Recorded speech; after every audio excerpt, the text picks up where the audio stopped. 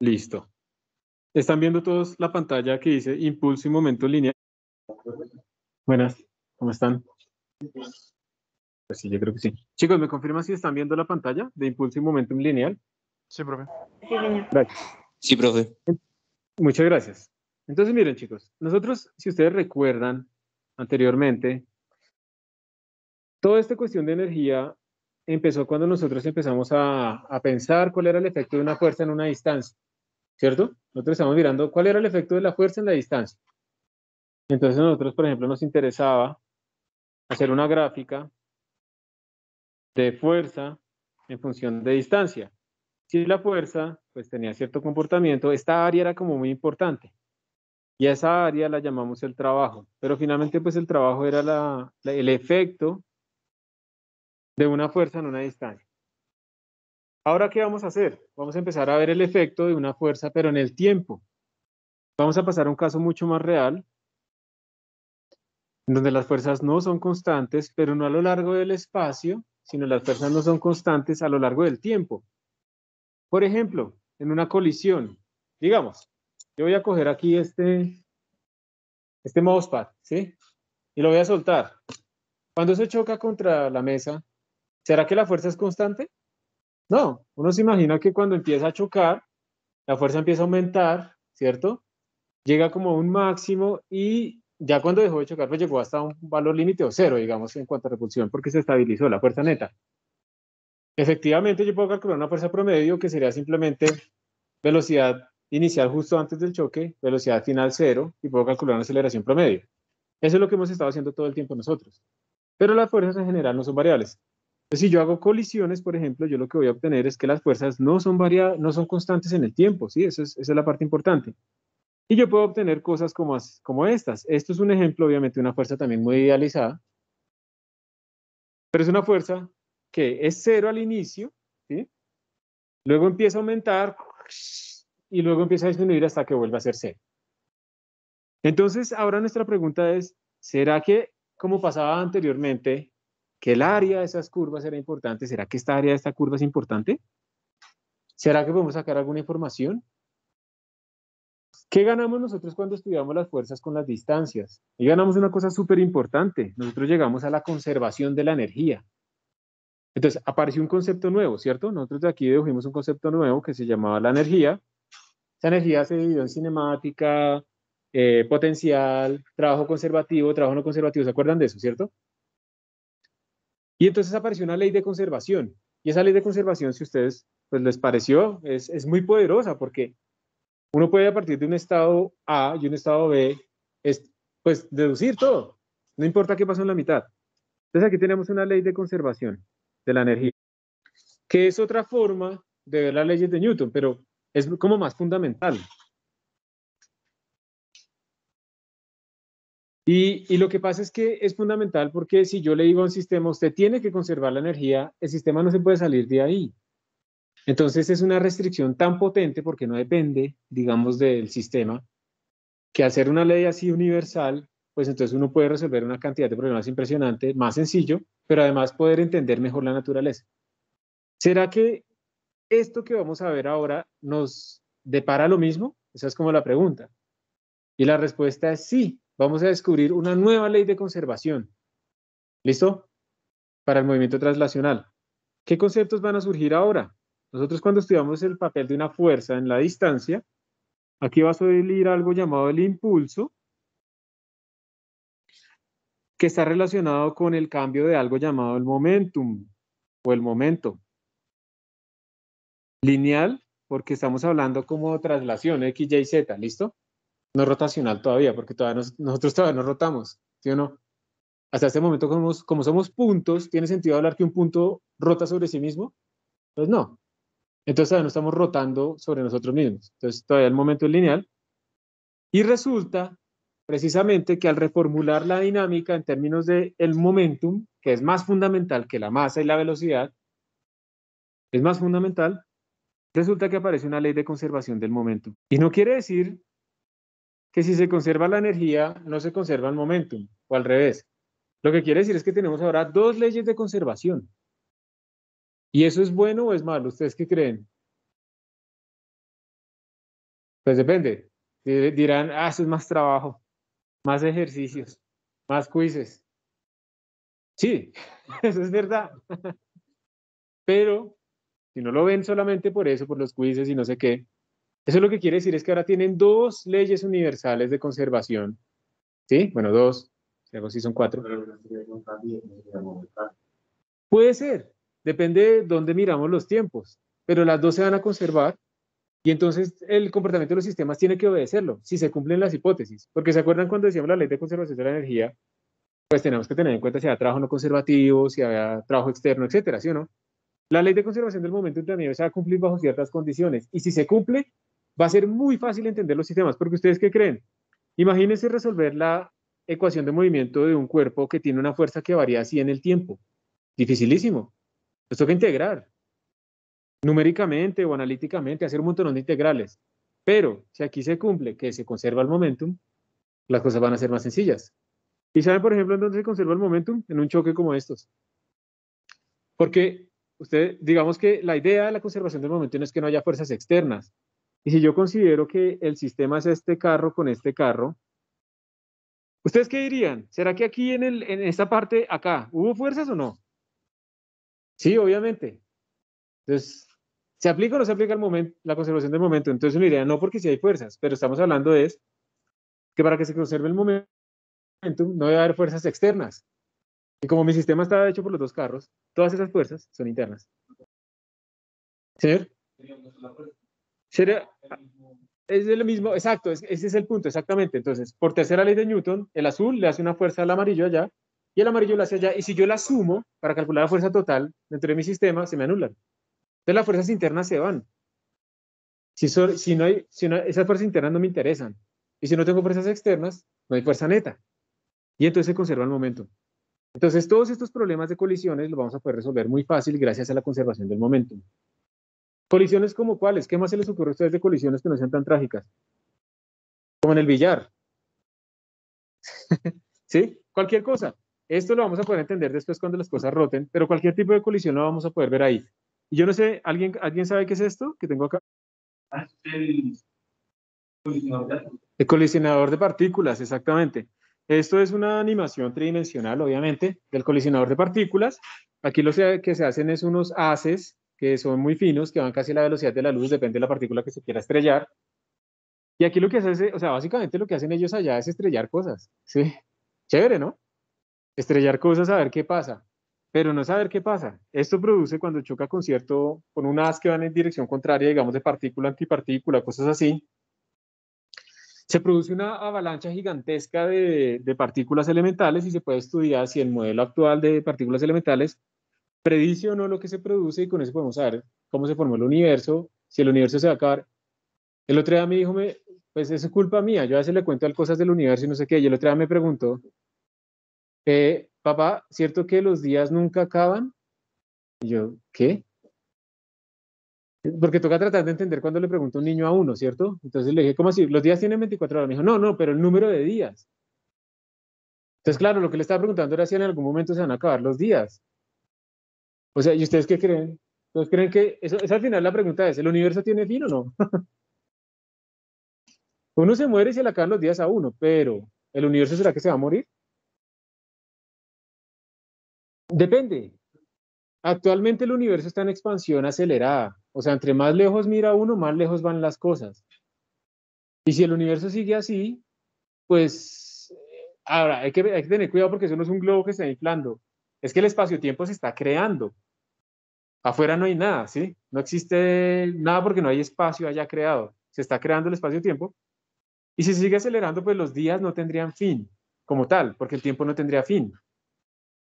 Pero ¿qué pasará cuando se expanda tanto? Si se expande tanto, al final va a haber algo que se llama la muerte. Hay muchos tipos de muertes en el universo, pero por ejemplo una muerte térmica, en donde al final toda la temperatura de todo es absolutamente igual, entonces no podemos extraer trabajo eficiente de ningún lado. Por ejemplo, ahora no existiremos probablemente, pero pues eso no quiere decir que esa pregunta no sea interesante, pero muy, muy difícil, ¿no? De responder. ¿Cómo le explico yo a él? Si el universo se va a contraer de nuevo en un Big Crunch, o si es cíclico, ¿sí? Es una pregunta muy profunda, que no sé, la otra pregunta que me hizo el otro día, como le había mostrado una animación del sistema solar, que por qué la Tierra no se caía, que qué la sostenía. Porque claro, todos estamos acostumbrados a que las cosas, pues sí, si están en el aire se caen, ¿sí o no? ¿Y por qué la Tierra no cae? ¿Debería caer la Tierra? ¿Caer hacia dónde? ¿Sí o no? Pues son preguntas interesantes. Pero bueno, es la curiosidad innata del ser humano, ¿sí o no? Entonces, digamos que además eso lo pregunta cuando se va a acostar, entonces es difícil porque no quiere que se acueste rápido. Entonces es difícil. Pero esas son las preguntas que se tratan de buscar acá. ¿El universo va a desaparecer o no? Entonces la gente dice, ¿pero eso para qué? Eso es muy triste, porque Colombia por eso está jodida. O sea, también a uno le da triste saber. El otro día estaba viendo un documental, les recomiendo un canal que se llama Smarter Every Day. Y el man estaba llevando a un muchacho que trabaja en almacenamiento de datos y Linux y todo esto, que armaron un data storage de 160 terabytes. Yo no sé si ustedes se dan cuenta, 160 terabytes, ¿cuánto es? Un terabyte son 1000 gigabytes. Entonces digamos que los discos duros de sus computadores tengan, no sé, 512 gigabytes, entonces 160 terabytes, seremos unos 320 discos duros de esos funcionando. Y lo llevaron a mostrarle la misión Saturno 5. Y en la misión Saturno 5, la memoria más grande que tenían los módulos eran de 70 kilobytes. ¿Y saben cómo hacían los bits ahí? Los hacían entrelazando cables en una matriz, iban para allá unos, iban para allá otros, y entre los cables ponían unos anillitos de hierro. Entonces, en algunas zonas los cables cruzaban así y en otras cruzaban en otra dirección. Entonces, cuando se pasaba corriente, la corriente que va para allá crea un campo magnético, entonces cuando pasaba por acá, se polarizaban estos anillitos en esta dirección o en esta dirección. Eso era un bit físico. Para acá era un 1 y para acá era un 0. Así programaron esa vaina. Hace en los años 60. ¿Cuánta ventaja nos llevan? 60 años. Aquí no tenemos ni siquiera eso, ¿sí? Y entonces una vez habla de, pues, de Colombia, ¿no? Que la Estación Espacial de Colombia, no sé qué, pues eso se ríe uno porque uno sabe que no, pero es muy triste. Que aceptemos como con tanto gusto nuestro atraso y que pensemos, no, es que no me den eso, yo solo lo hago en Excel y yo no quiero aprender más. Pero es muy triste pensar que no vamos a salir adelante. Entonces, chicos, aprendamos todo lo que podamos. ¿No les gusta la física? Ok, lástima, pero pues es difícil, ¿sí? Convencer a alguien es que te tiene que gustar. Pues no, porque ustedes la están sufriendo un poco. Poco a poco la van a gustar y cuando estén más adelante pronto la van a valorar más. Pero lo que sea, háganlo lo mejor posible y aprovechen la universidad para aprender más porque no podemos aceptar nuestra mediocridad por ser tercermundistas. Tenemos que ir más allá. Si no nos quedemos solamente con lo que nos sirve inmediatamente. Entonces esta gente explota, saca los modelos, pero además, ¿saben de dónde sale la plata aquí? Para detectar, aquí salen por segundo como 3 terabytes de datos. Por segundo. ¿Dónde guardo yo 3 terabytes de datos? Por segundo. ¿Qué electrónica me sirve a mí para detectar esa cantidad de información? Entonces aquí hay un montón de investigación en electrónica, patentes, ¿sí? Patentes de almacenamiento, patentes de transmisión. ¿Dónde se inventó la red? La web, el Internet. Acá, en el CERN. Ahí se inventó la web. El primer navegador se hizo acá. Entonces, para que vean tampoco que la cosa no es tan lineal. Si a Maxwell le hubieran dicho que tenía que inventarse un televisor, no lo habría hecho, pero él descubrió las leyes de Maxwell y 50 años después teníamos televisión. Entonces, no hay que esperar con esa inmediatez tampoco que como que lo que no sirve no es lo que yo puedo ver ya. No, así no funciona. Y ojalá pues podamos nosotros progresar. Entonces, volviendo al cuento, aquí se aplica la ley de conservación de la energía y la ley de conservación del momentum y con eso se descubrió la antimateria, por ejemplo. En nuestro planeta no hay antimateria, porque ¿qué pasa si yo me encontrara con un William de antimateria? Lo toco y nos desintegramos completamente en energía, en radiación. Entonces el universo parece estar dominado por materia, esa es otra pregunta, porque aquí en estos experimentos chocan vainas y siempre que se crea materia se crea antimateria. Entonces, si yo siempre creo materia antimateria, ¿dónde está la antimateria del universo? ¿Será que hay galaxias hechas de antimateria? Todo eso es lo que se busca ahí, ¿sí? Y se aplican principios como la conservación del momentum. ¿Listo? Entonces, es muy importante, por eso obviamente lo tenemos que ver. Les pagan un semestre, papá, es bastante costoso, como para que no vean impulso y momentum, ¿cierto? O rotaciones, ¿qué tal eso? Ver menos casi que en el colegio. Entonces, o ver lo del colegio, pues ¿para qué? Si hubieran quedado en el colegio, ¿sí o no? Entonces vamos a empezar a ver eso. ¿Qué es el impulso y qué es el momentum? Yo he partido las presentaciones en varios pedazos para concentrarme en conceptos y les anuncio que en este momento, en este pedazo de tema que empieza, vamos a hacer la transición de puntos a sistemas extendidos. O sea, las cosas van a empezar a coger forma. Y nos toca empezar a hablar del centro de masa. ¿Dimensiones o 3 dimensiones? Por ahora vamos a estar en 2 dimensiones, digamos planos y cosas así, pero podemos pasarlo a 3 sin ningún problema. Entonces, ahora ya, por ejemplo, si yo hago esto, digamos, mi centro de masa, digamos que está como cerca al ombligo, por debajito del ombligo, ¿sí? Pero si yo hago esto, pues el centro de masa sube, porque obviamente mi distribución de masa cambió. Entonces, esa distribución de masa va a depender. Yo puedo hacer un salto y moverme de todo. Un gato, ustedes han visto que un gato uno lo suelta y siempre cae parado, pero su centro de masa sigue el movimiento parabólico normal, pero él puede rotar todo lo que quiera alrededor.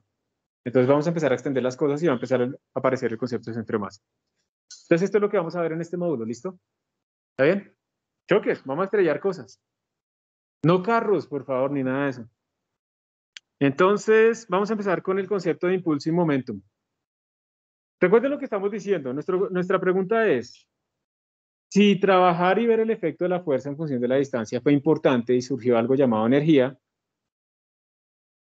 ¿qué será lo que surge cuando estudio la fuerza, el efecto de la fuerza en función del tiempo? Entonces, miren lo que estamos haciendo acá. Todos sabemos, por segunda ley de Newton, que la fuerza neta es igual a masa por la aceleración, ¿sí o no? Y nosotros dijimos que la aceleración era dv de t, variación derivada de la velocidad respecto al tiempo. ¿Vamos bien? Este es segundo corte, principio. Eso ustedes ya se lo saben muy bien. Entonces, lo que yo voy a hacer es, y con perdón de los matemáticos, voy a pasar este de t acá. Porque recuerden, ¿se acuerdan? Lo que estamos mirando es cuál es el efecto de la fuerza en el tiempo. ¿Cierto? Entonces voy a pasar ese de t allá y voy a integrar ambos lados. Entonces pasé el de t, integré.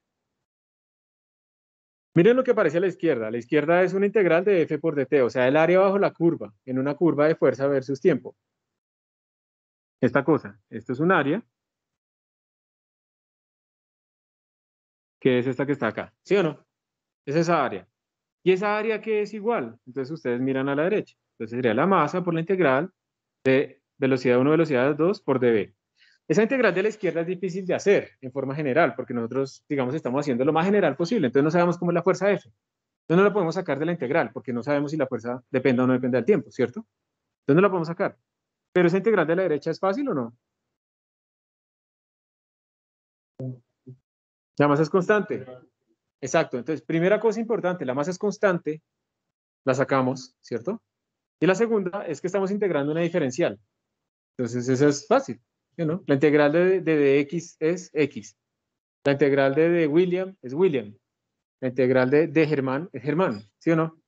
La integral de dv es dv, ¿cierto? Entonces, lo de la derecha sí se pudo sacar fácil. Entonces, miren lo que estamos diciendo. Estamos diciendo que el efecto neto de la fuerza en un tiempo, que es esta integral, es igual al cambio de esta cantidad. Entonces, parece que esa cantidad es importante. Así como hicimos en el otro lado, ¿se acuerdan que nosotros integramos la fuerza por la distancia y nos dio el cambio de energía cinética? Eso fue lo que hicimos antes. Ahora estamos viendo el efecto de la fuerza en el tiempo y nos está dando el cambio de algo nuevo. Entonces, parece que esta cosa, m por v, es importante. ¿Sí? Anteriormente surgió la energía cinética solita. Ahora surgió una cosa nueva. Y esa cosa nueva que acabamos de descubrir se llama el momentum lineal. La multiplicación de la masa por la velocidad. O sea, no importa solo la masa, no importa solo la velocidad, importan las dos. Eso se llama el momentum lineal. ¿Listo? Y a eso de la izquierda, a la integral de la fuerza en función del tiempo, a esa área, se le llama el impulso. A veces se le pone el símbolo I por impulso, impulso es sin H, ¿no? A la integral de la fuerza en el tiempo. Entonces, a veces se le pone el I o la J. O ahí, bueno, vi otro libro que le ponía que una G, bueno, no sé. Lo normal es I o J, ¿listo? Para el impulso. Entonces, lo que estamos diciendo es que el impulso, ¿se acuerdan que antes habíamos dicho que la integral de la fuerza por la distancia era el trabajo? Ahora estamos diciendo que la integral de la fuerza en el tiempo es el impulso. Sí, nada, o sea, es ponerle nombre. Y cuando dijimos el trabajo es igual al el trabajo neto, porque ojo que ese es el trabajo neto porque es la sumatoria. Trabajo neto era cambio de energía cinética. Impulso neto es igual a ¿qué? Cambio de momentum. La misma cosa. Es que es lo mismo. Entonces cambio de momentum. Entonces esta cantidad es súper importante, es el momentum, masa por velocidad. Si está quieta nuestra partícula respecto a nuestro sistema de referencia, ¿tiene momentum? No. Si no tiene masa, ¿tiene momentum? Eh, hmm, Aquí no, pero en relatividad sí. Porque un fotón no tiene masa, pero sí tiene momentum. Ustedes, no sé si han visto experimentos en donde los fotones pueden mover cosas. Moverlas, la luz puede mover cosas. Tiene que tener momentum, porque como más. Pero la luz no tiene masa. Entonces, pero aquí estamos en mecánica clásica, entonces eso no se siente casi, ¿cierto? No se siente. Por eso entonces esos experimentos, eso lo venden en algunos sitios científicos. Eso está en el vacío y son hojitas muy, muy livianas. Y entonces están blancas en un lado y oscuras en el otro. De tal manera que eso genera un efecto como de vela y eso empieza a girar. ¿Por qué? Porque cuando está blanco, la luz está llegando y rebota, por eso la vemos blanca. Entonces está empujando hacia allá. Y cuando está negro, la absorbe. Entonces generamos una simetría. Entonces por eso es que puede moverse. Pero bueno, voy a buscar un videito y les voy a mostrar. ¿Listo? ¿Qué diferencia hay entre el cuadro de la izquierda y el cuadro de la derecha? Que el de la izquierda es para el momentum de una partícula y el de la derecha es el momentum de muchas partículas. De la misma manera que habíamos dicho, la energía cinética cuando hay una sola partícula, pues es un medio de m por v al cuadrado. Pero si son muchas, pues es la sumatoria. Ahora, ¿se acuerdan que la energía, eso sí es diferente? La energía, ¿se acuerdan que era un número, sí o no? El momentum que es un número o un vector. Un De ahí vector, de la profe. definición. Un vector. El momentum es un vector, entonces volvimos a vectores. Entonces uno puede decir, se me complicó otra vez la vida, otra vez me van a enredar otra vez este man.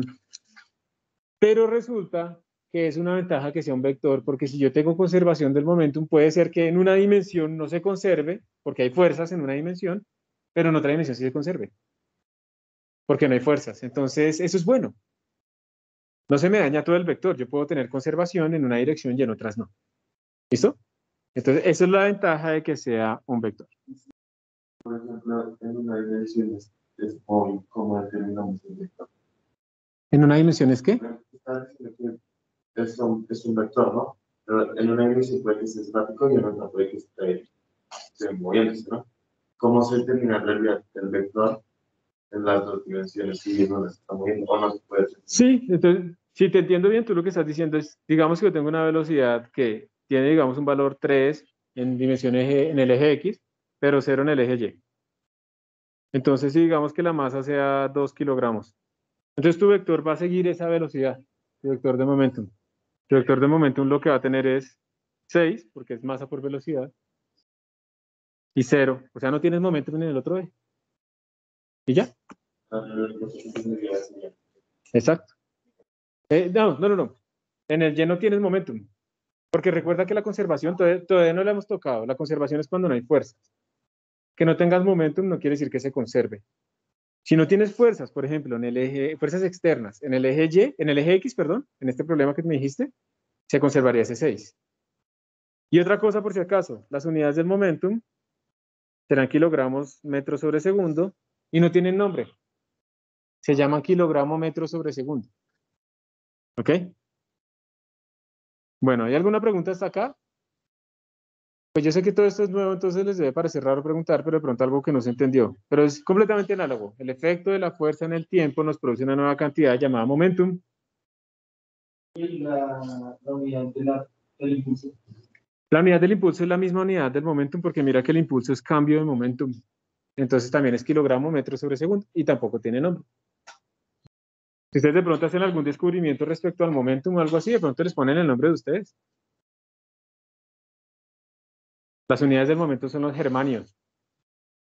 El germanio sí existe, ¿no? Profe, una pregunta. Señor. Abajo del integral, el p vectorial es igual a m por v vectorial. ¿A eso a qué se refiere? Bueno, P es igual a M por B. Esta es la definición del momentum para una partícula. Está perfecto. Ya, gracias, profe. Ajá. Y el que está a la derecha es el momentum para varias partículas. Entonces ahora por fin vamos a poder explorar y entender esos problemas de fuerza variable, porque se acuerdan también que cuando nosotros teníamos esas integrales podíamos partirlas en pedazos así, como en rectángulos, como calcular valores promedio más bien. Pues aquí también se puede hacer eso, entonces uno puede calcular la fuerza promedio. Y eso se utiliza muchísimo, por ejemplo, en los choques de los automóviles. ¿Ustedes para qué creen que se pone uno el cinturón? Ya lo vamos a ver con más efecto, pero el cinturón de seguridad uno se lo pone no solamente para no estrellarse contra la parte de adelante, no solamente para salir volando, sino precisamente para que yo finalmente voy a 100 kilómetros por hora y voy a frenar a 0. Entonces mi aceleración promedio es la misma, pero con el cinturón de seguridad yo voy a extender el tiempo de colisión un poco más y entonces la magnitud de la fuerza total va a ser más pequeña. O sea, el área es la misma, porque el impulso es el mismo. Mi velocidad final es 0, mi velocidad inicial es la misma. Y mi masa es la misma, ¿sí? Pues vamos a pensar que no perdimos nada durante el choque.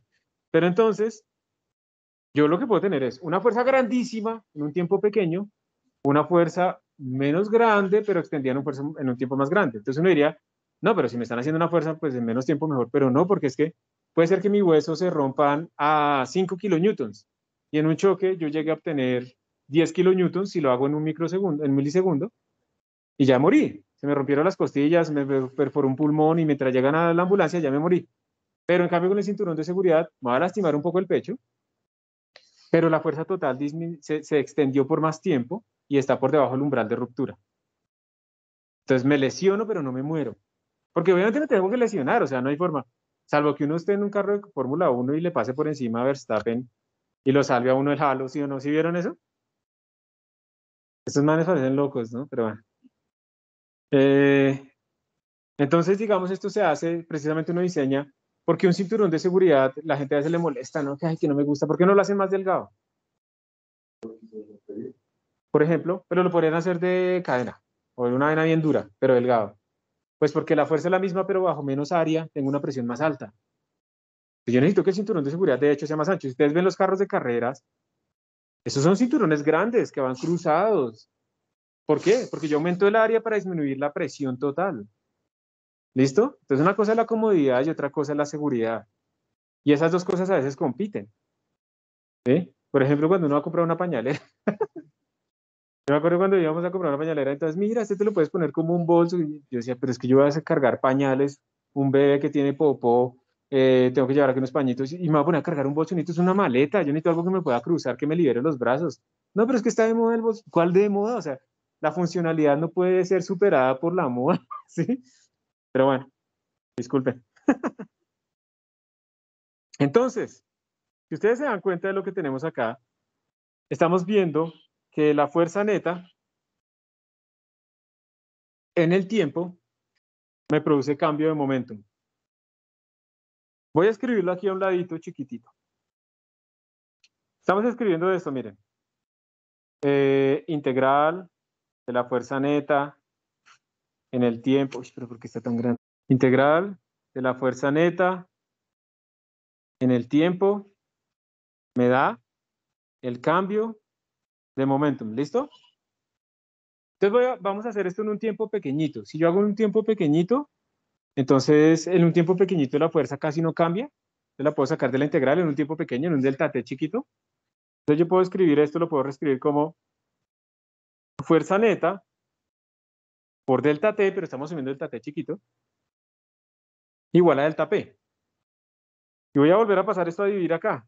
Entonces miren que lo que estamos diciendo es que la fuerza neta, si la fuerza neta, su integral en el tiempo es delta p, entonces la fuerza neta se puede escribir como delta p por delta t, que ya cuando yo haga el delta t bien chiquito para que eso sea exacto, eso se mueve una diferencial. Acabamos de encontrar una nueva forma de escribir la fuerza. La fuerza neta es la derivada del momento. Y ustedes podrían decir, pero es que esto es la misma vaina que usted tenía antes porque usted dijo esto. El momento no era m por b, ¿sí o no? Y si la masa es constante, yo la puedo sacar de la derivada, ¿sí o no? Se me haría m por dv de t, ¿sí o no? Y dv de t a qué es igual a la aceleración. Entonces no hicimos nada. ¿cierto? Pero sí hicimos algo. Aquí, acá, estamos haciendo una suposición para pasar de acá a acá. ¿Cuál fue la suposición? Que la masa es constante. Pero eso no lo tenemos que hacer siempre. Por ejemplo, si ustedes están echando agua con una manguera, ¿la masa es constante? Hay flujo de masa. Si ustedes tienen un cohete que está quemando el combustible que él mismo lleva y lo está expulsando, ¿la masa es constante? No. Si ustedes, aquí en este país que les gusta tanto la minería, porque lo único que podemos hacer realmente. Sí. Y por eso tenemos en algún momento dependencia brutal con las fluctuaciones de precios de minería y enfermedad holandesa y todo eso. Si ustedes están haciendo minería y va pasando un carrito y le van echando carbón, ¿la masa es constante? O sea, si ustedes se ponen a pensar la cantidad de aplicaciones en el mundo, toda la masa es variable. Hasta la de ustedes, ¿o no? ¿Su masa es variable? Cuando hacen chichi, su masa varió. Cuando sudan, su masa varió. Disminuyó. Esta mañana vi un video de Duque diciendo que todavía no se sabe si el sudor pesa. Claro que pesa. Él debería saberlo bien porque yo creo que él utiliza fajas. Entonces, ahí se ve que cuando uno suda, uno baja de peso. Uy. ¿Qué más? Los carros. ¿La masa es variable en los carros? Por el combustible que está cambiando. O sea, todos esos problemas son de masa variable, ¿cierto? Entonces, esa es la idea del momentum. Miren que si ustedes no tienen masa constante, hasta ahora la hemos tenido, pero si ustedes no tienen masa constante, la fuerza no es masa por aceleración, es más. Aparecen dos términos. Entonces, la fuerza neta realmente sería masa por aceleración, que sería con masa constante, más la rapidez por la derivada de la masa respecto al tiempo. Entonces ahora, porque yo estoy derivando aquí un producto y las dos cosas pueden depender del tiempo. Entonces la derivada de un producto, ¿qué es? Derivada del primero por el segundo más la derivada del segundo por el primero, ¿sí o no? Y ahí aparecen dos términos. Lo que pasa es que hasta ahora nosotros hemos estado diciendo que la masa es constante. Pero de nuevo, si ustedes tienen un carrito, ustedes son los 7 enanitos y están en la mina, están sacando oro, ¿sí? Entonces si el carrito viene vacío y ustedes le empiezan a echar paladas de oro, ¿será que el carrito gasta la misma potencia a que cuando está vacío? Pues obviamente no, entre más le echo, si quiero que mantenga la misma velocidad, entre más le echo, más fuerza le tengo que hacer, más potencia debo meter. Entonces eso no lo podemos hacer antes. Y ahora sí. Por eso muchas de las cosas que vamos a hacer acá, nosotros vamos a llegar al final a ver cohetes en este modelo. Vamos a ver cómo funciona un cohete. Y entonces vamos a entender por qué los cohetes arrancan botando tanta... O sea, se supone que el combustible es caro, ¿sí o no? Y yo para diseñar, digamos, un cohete que vaya a la luna y que lleve una carga, tengo que tener en cuenta el peso del combustible. Porque los cohetes tratan de gastar lo máximo posible al principio, en vez de ahorrarlo un poquito para tener más después. La fuerza en la que es necesaria para mover esta masa. Está como correlacionado, ¿sí o no? Es una masa grande, tengo que moverlo muy rápido, pero si lo gasto muy rápido, me quedo sin combustible, entonces tengo que echarle más. Porque lleva como una aceleración. Claro, pero la Tierra lo sigue jalando, ¿sí o no? Pero ya lleva cierta velocidad. Entonces, claro, depende de la altura. Más o menos porque ahí realmente el viento no es lo que lo frena, realmente pues hay un arrastre, ¿no? También tiene que ser aerodinámico, obviamente, ¿sí? No podemos mandar una cosa con una punta, digamos, chata, eso es verdad. Hay una fuerza de arrastre que lo jala y la fuerza de gravedad también lo está jalando. Hay una velocidad mínima a la que tiene que salir. Hay un montón de cosas. Entonces, la pregunta, por ejemplo, es qué tan rápido debo gastar el combustible y vamos a ver que entre más rápido lo gaste, más rápido obtengo velocidad, pero porque eso es logarítmico. Eso es tenaz, porque ustedes han visto las funciones logarítmicas cómo crecen de lento. Un logaritmo es lo peor que le puede pasar a uno en una eficiencia, porque el logaritmo de 1 es 0, el logaritmo de 1.000.000 es 6. O sea, es una vaina que crece re lento. Y entonces uno cuando mira eso, se da cuenta que tiene que gastar lo más rápido posible para maximizar ese logaritmo. ¿Sí? Y entonces por eso se diseñan de cierta manera, para alcanzar la velocidad límite. Todo eso está bien metido, para cuando ustedes estén montando el centro espacial en Tumaco, ¿listo? Entonces todo esto lo podemos hacer. Todo esto lo podemos hacer nosotros, pero tenemos que pasarnos al momentum. ¿Está bien?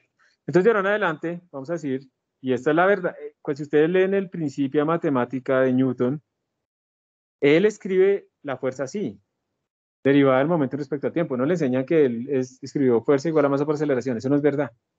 Eso es un caso especial para masa constante. O sea, ¿se imaginan este man? Y eso lo hizo en una pandemia. Eso lo hizo en una pandemia de peste negra que hubo allá. Para que ustedes se hagan una idea del momentum de las cosas. Por ejemplo, un átomo de argón a temperatura ambiente tiene este momentum 2.121 por 10 a la menos 23. Eso es bajito, o sea, aquí en este momento nosotros podríamos tener átomos de argón chocándolos, pero no vamos a sentirlo, porque tiene una masa muy pequeña, es muy bajo su momentum. ¿Listo? Un electrón que se mueve a un décimo de la velocidad de la luz tiene más o menos el mismo momentum. Un protón tiene más, porque el protón es más masivo. El protón es más o menos 1000 veces más masivo que un electrón. Una canica de 7 gramos que se está moviendo a 2 metros por segundo, normal, ¿no? Cuando uno la lanza así, de pronto una canica tiene 0.014 kilogramos metros sobre segundo. Y un avión que va completamente lleno de pasajeros a rapidez, digamos, de crucero, más o menos los aviones llevan como 800 kilómetros por hora, más o menos. Miren el momento en que tiene, 1.7 por 10 a la 8. Eso es gigantesco. Más o menos 170 millones de kilogramos metros sobre segundo. Claro, así el avión no tenga gasolina, si se estrella contra algo, se va a explotar. Porque es que la explosión no solo es por gasolina. Eso es por cambio de momentum, cambio de energía, ¿sí? Entonces tiene muchísimo momentum. Ahorita que está el 911, ¿no? Entonces es preciso el avión que se estrella, pero bueno. Entonces, la idea del momentum es que nos va a permitir tener masas variables. ¿Estamos claros en esa otra parte? ¿Sí? Masas variables. Entonces ya vienen como 2 ejercicios chiquitos para que ustedes los vean, pero vamos a hacer este primero, que es un man que está echando agua. Si ustedes quieren, pueden imaginarse que es una tanqueta del SMAT echándole agua a un protestante, ¿cierto? O es alguien lavando. ¿Será que si yo cojo, por ejemplo, ustedes han visto esas ultra lavadoras que son como agua que sale muy a presión, que utilizan para limpiar pisos y eso? ¿Será que uno le puede meter la mano a eso? ¿Debería meterle la mano? ¿Por qué no? Pero es agua. Ahí cerquita. Puede cortarle uno el dedo. Exacto. O sea, de hecho hay toda una industria que corta con agua, metales, piedras. Pero ¿cómo así el agua? ¿Y por qué el agua va a cortar? Luego el agua no pega duro cuando uno se plancha, o cuando uno se plancha porque no se corta entonces. Si el agua corta. Claro, porque ahí es muy delgado, pero a una velocidad muy alta.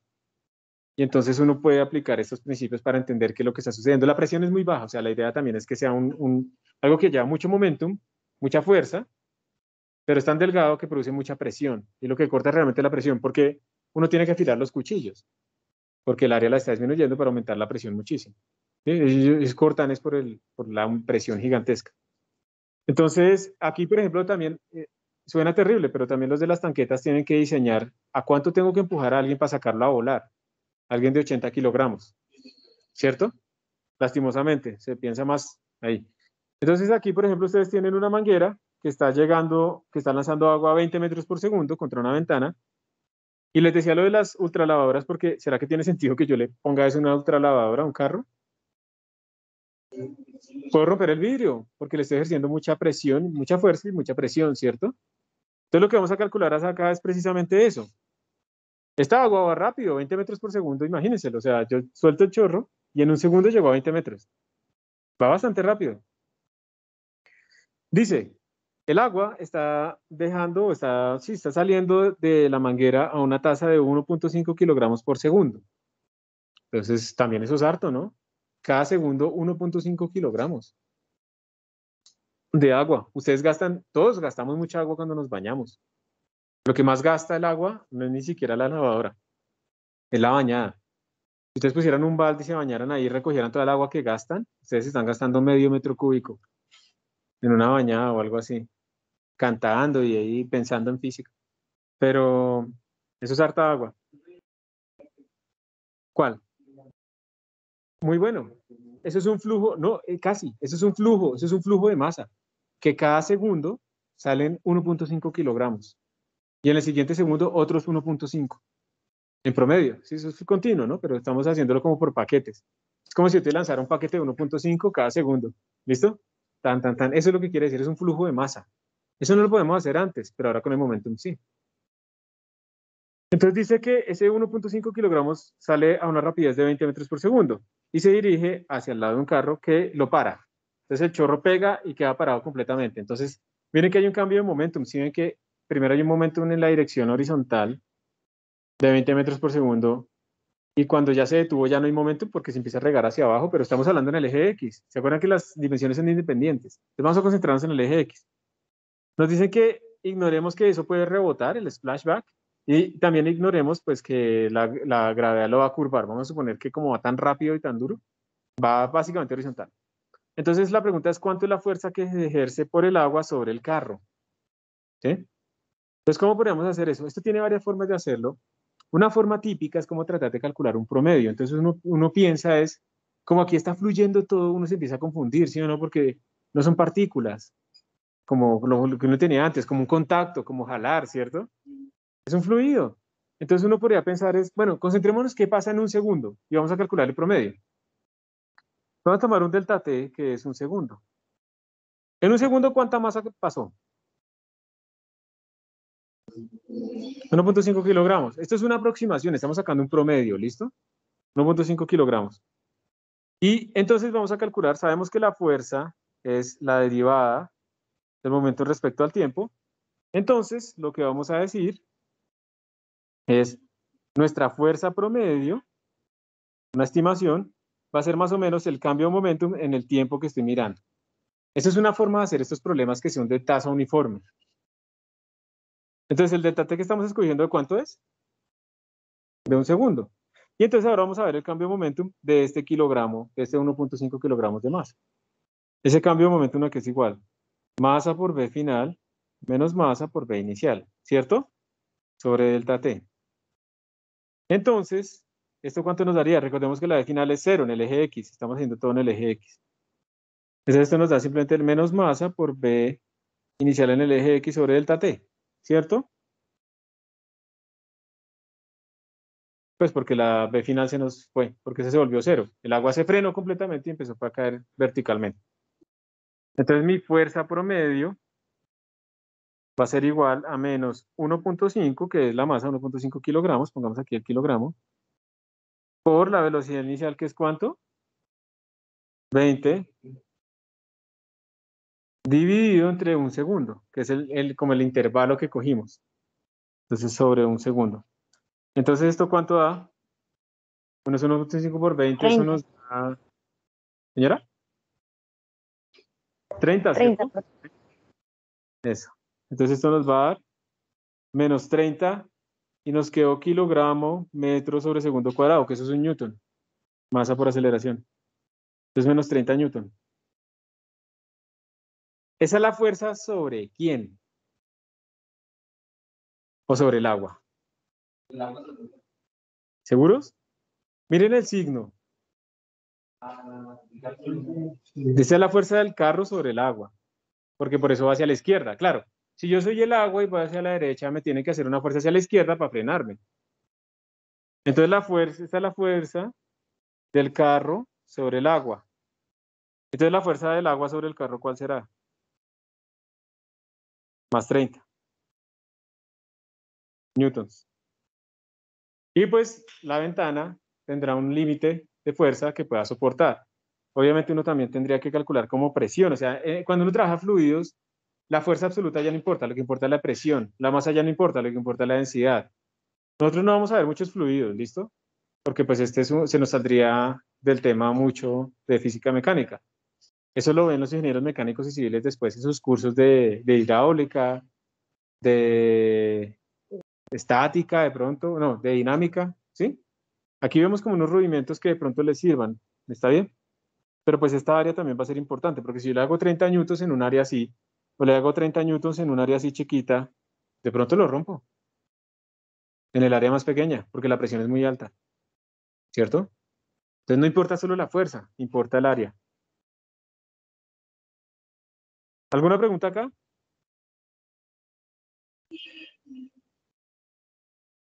Listo. Y tener en cuenta que este análisis se hizo solamente en el eje X. O sea, volvimos a los vectores y hay que tener en cuenta que tenemos componentes. ¿Está bien? Y este ejercicio que está acá es para mostrarles a ustedes, recordarles que el momentum es un vector. Entonces, por ejemplo, aquí tenemos una partícula que está girando. ¿Listo? Entonces, digamos que en un instante está acá, en la coordenada A, y en otro instante está en la coordenada B. Como el momentum va en la misma dirección de la velocidad, porque la masa es positiva, pues miren lo que estoy diciendo. P es igual a mb. Cuando ustedes multiplican un vector por un número positivo, van en la misma dirección de ese vector. No cambian la dirección, solo cambian su longitud, ¿cierto? Entonces, P va en la misma dirección de la velocidad. Entonces, la pregunta en este problema es, ¿cuánto es el cambio de momentum entre el punto A y el punto B? ¿Sí? Y pues son vectores, entonces, ¿qué es lo que se hace? Yo les puse aquí todo el procedimiento. Miren, primero se escribe el vector de momentum en el punto A. Miren el punto A. ¿Tiene coordenadas en el eje X? ¿El momentum? No, ¿cierto? Solo en el eje Y. Entonces, por eso pusieron acá 0 en el eje X y todo el momentum en el eje Y. ¿Está bien? Y luego reemplazaron, bueno, y le metieron los valores. Solo quedó en el eje J. En el eje B, ¿hay momentum en la parte vertical? No, ¿cierto? No. Entonces, en el punto B, solamente tenemos en el eje X y no tenemos en el eje Y. Entonces, ustedes calculan el momentum en cada uno de los casos. Y luego, para calcular el cambio de momentum, pues, ¿qué hacen? Restar los dos vectores. PB menos PA. Los restan y miren que ese vector de cambio les quedó en diagonal, miren, les quedó una componente positiva en el eje Y, o sea que el vector en el eje Y va así, en el eje X, y negativa en el eje Y. Entonces va así en el eje Y, o sea que el vector total es una vaina que va así en diagonal. Que eso es lo que están aquí graficando, ¿sí ven? El vector resta, el vector de cambio de momentum tiene esta dirección. O sea que la fuerza tiene que tener más o menos como esta dirección. ¿Está bien? Simplemente es eso. Eso es simplemente para que vean que es un vector, no lo olviden, por favor, es un vector. Y ustedes tienen que ver, cuando veamos conservación, si se conserva o no se conservan las dos dimensiones o en las tres dimensiones y demás. Entonces, estos eran los dos problemas que quería mostrarles. Y pues ahora simplemente les voy a hacer una demostración muy cortica de la conservación del momento. Recordemos lo siguiente antes de seguir. Si la fuerza es igual a dp de t, estoy haciendo para una partícula, o más bien hagámoslo para varias partículas. Voy a ponerlo simplemente en mayúscula. Cuando el P lo pongo en mayúscula es un sistema de varias partículas, ¿listo? Esta es la fuerza neta y muy importante, externa. ¿Listo? Externa. ¿Qué pasa si la fuerza neta externa me da 0? Pues esta derivada me da 0. Y cuando la derivada de algo respecto al tiempo da 0, ¿qué quiere decir? ¿Que ese algo cambia o que no cambia? Que no cambia. ¿Listo ya? Conservación del momentum. Si no hay fuerza externa, se conserva el momentum. Eso es. ¿Y eso cómo aplica? Si ustedes tienen, por ejemplo, una bomba. Cuando la bomba explote, se va a partir en varios pedazos. Pero esas son fuerzas internas. Entonces ustedes pueden aplicar conservación del momentum para saber, pues sí, para saber en qué dirección irían los fragmentos. Si yo lanzo esa bomba, si es un balón, y eso iba a un tiro parabólico y se me explotó en el aire por alguna razón, el centro de masa va a seguir haciendo tiro parabólico, aunque los pedazos se esparzan. El centro de masa va a seguir como si existiera el balón todavía, porque se conserva el momentum. ¿Está bien? En parte, eso es lo que pasa acá. Entonces, por ejemplo, miren, aquí tenemos un cohete. El cohete, digamos, tiene momentum 0 y cuando el cohete enciende sus motores y explota el gas hacia atrás, hay un momento hacia atrás del cohete, ¿cierto? Entonces tiene que haber un momento hacia adelante sobre el cohete para que la suma de estos dos me vuelva a dar ¿cuánto? 0, si no hay fuerzas externas. Entonces cuando ya está en el espacio, que no hay fuerzas netas, pues yo simplemente puedo hacer esto para impulsarme. Yo lanzo esto hacia allá y yo me voy a mover hacia acá, por conservación del momentum. Moverse en el espacio es súper difícil, porque todo viene con un costo. Entonces les voy a mostrar acá, por ejemplo, precisamente eso. Esto es de un canal que se llama Flipping Physics. Espero que eso no esté quedando grabado.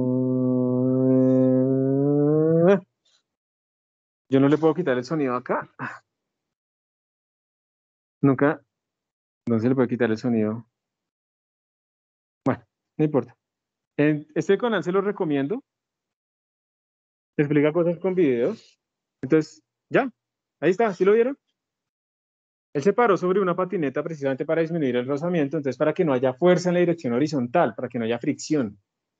Y si no hay fricción, cuando yo lance la pelota hacia adelante, yo tengo que moverme hacia atrás.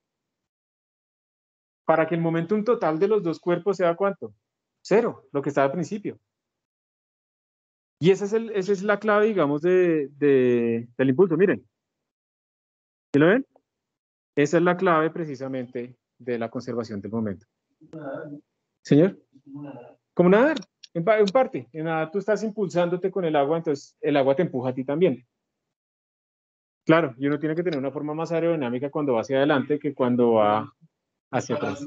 Entonces el cohete, pues, bueno, el aire es un gas. El aire es un gas. El gas es un fluido Y cuando el cohete está expulsando, se está como apoyando en el fluido, digamos, podríamos pensarlo así, para irse hacia arriba. Exactamente. Pero entonces, si digamos estamos en el espacio, esa es una de las cosas que dice la gente que cree que el hombre no llegó a la luna, que los cohetes no tienen cómo encenderse en el espacio, o sea, después de la atmósfera de la Tierra, ¿dónde está el oxígeno para crear el fuego? Entonces el hombre no llegó a la luna. ¿Cuál es la solución? Que lean un poquito, porque los cohetes llevan su propio oxígeno. Los cohetes llevan eso en oxígeno líquido y ellos producen su propio fuego, incluso en el vacío. Pero como no leen eso y vieron un video en YouTube, entonces ya creen que no, el hombre no fue a la luna. Solo porque ellos no lo pueden entender. Y como esa es la verdad, si yo no entiendo cómo hicieron los antiguos las pirámides, entonces fueron extraterrestres. Porque como yo no lo entiendo, entonces fueron extraterrestres. ¿Sí o no? Entonces esa es la conservación del momentum, pero quería mostrarles aquí antecitos esto. ¿Qué pasa si ella dispara así? Por eso es que está contento, ¿no? Por eso es que mucha gente que es primípara y va a disparar alguna cosa, eso siempre patea hacia atrás. ¿Por qué? ¿Pero por qué patea? Porque sale una bala muy rápido hacia adelante, tiene un gran momentum, entonces por conservación del momentum, esto tiene que patear hacia atrás. Entonces, eso es lo que vamos a empezar a ver, conservación del momentum en la próxima clase. Muchas gracias por su... Señor. Pero va con la misma velocidad hacia el lado contrario, ¿no es cierto? No, muy buena pregunta. Y la respuesta es no, porque depende de la masa. ¿Te acuerdas que el momentum es masa por velocidad? Exacto. Entonces, cuando tú disparas la bala es muy liviana y tiene una gran velocidad. ¿Listo? Pero la escopeta o la persona es más masivo, entonces tiene menos velocidad. Ok, gracias, profe. Muy bien, buena pregunta, gracias. Entonces, gracias a ustedes y nos vemos entonces mañana. Chao, profe, Gracias, profe. gracias. Chao, profe. Mucho gusto, que estén muy bien. Hasta luego, profe, gracias. Hasta luego, éxitos. Profe, una pregunta, ¿usted mañana va a la universidad?